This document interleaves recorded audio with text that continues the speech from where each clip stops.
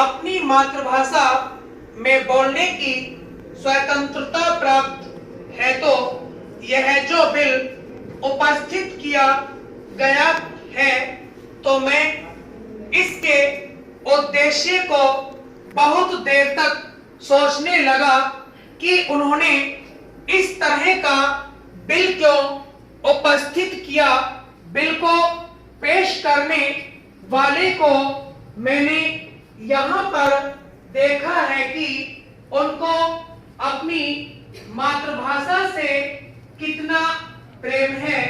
मैंने तो उनको ऐसा देखा जैसे कि श्री भूपेश गुप्त इंग्लैंड में पैदा हुए और वही उनकी मातृभाषा है और उसी में वे बोलते रहते हैं।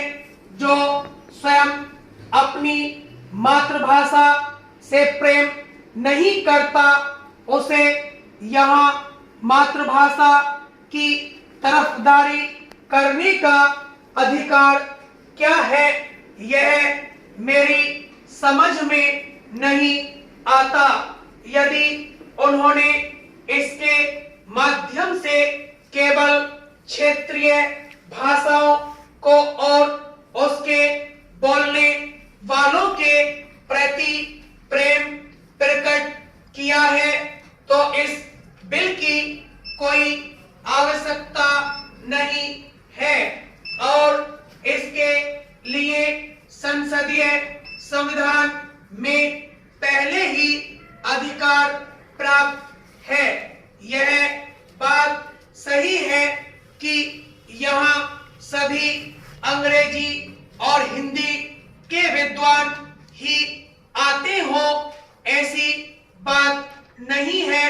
यहाँ पर ऐसे सदस्य भी आते हैं जो अंग्रेजी और हिंदी नहीं जानते और अपनी मातृभाषा में बोलते हैं।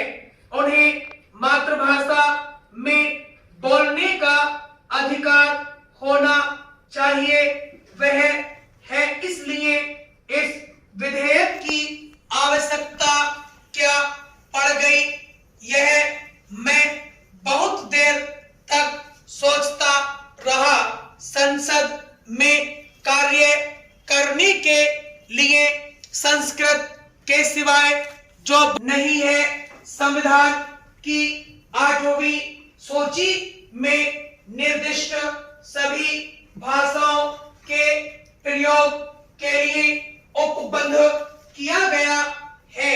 8वीं अनुसूची में उल्लिखित सभी भाषाओं के दर्जे में समानता की सुनिश्चितता कराना तथा संसद के कार्य को लोकप्रिय तथा लोकतांत्रिक दिशा प्रदान कराना आवश्यक है, ऐसा उन्होंने विधेयक के उद्देश्य तथा कारणों में बताया है। यदि उनका यह उद्देश्य है कि अंग्रेजी तथा हिंदी के समान और भाषाओं में भी कार्य हो, तो यह बता देना चाहता हूं कि अभी तो हिंदी को भी अंग्रेजी के साथ नहीं ला सके और उसका हमारे बजट पर कितना खर्च पड़ा। अगर यह 14 भाषाएं समान रूप से प्रयोग में आने लगे, सभी दफ्तरों में और कार्य हिंदी और अंग्रेजी के अतिरिक्त इनमें भी होने लगे, तो हमारे बजट पर बहुत ज्यादा खर्चा आएगा। यदि केवल बोलने की सुविधा की बात है तो वह पहले से ही है। यदि इसका उद्देश्य यह है कि हिंदी और अंग्रेजी के समान सभी भाषाओं में कार्य हो, तो यह बहुत खतरनाक बिल है और इसका असर हमारे बजट पर बहुत पड़ेगा। हमारा देश गरीब है और खर्च करने के माने यह है कि सरकार टैक्स लगाएगी और इससे हमारी गरीब जनता पर बोझ पड़ेगा। भूपेश जी गरीबों के हमदर्द बनते हैं। उनका कहना तो यह है कि भूपेश जी ने जाने में या अनजाने में कर दिया, यह मैं नहीं जानता, क्योंकि विधेयक तो साधन होते हैं, किसी साधन के लिए साध्य नहीं होता है। साध्य तो देश है।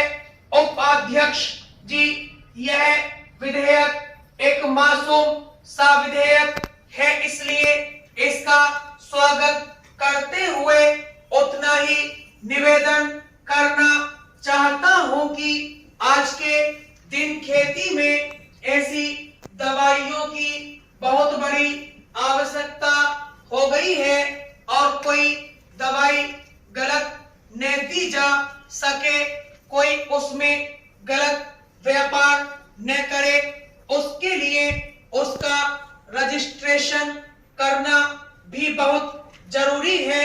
लेकिन एक वक्त था जब खेती भगवान के भरोसे इंसान करता था और मुआवजे का एक तरीका था, किसान उसके ऊपर निर्भर रहता था।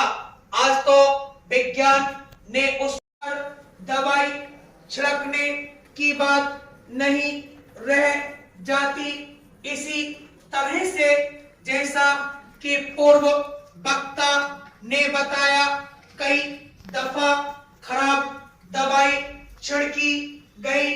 अगर दवाई अच्छी नहीं है तो भी कोई फायदा नहीं, तो यह भी जरूरी है कि दवाई ठीक हो, यह भी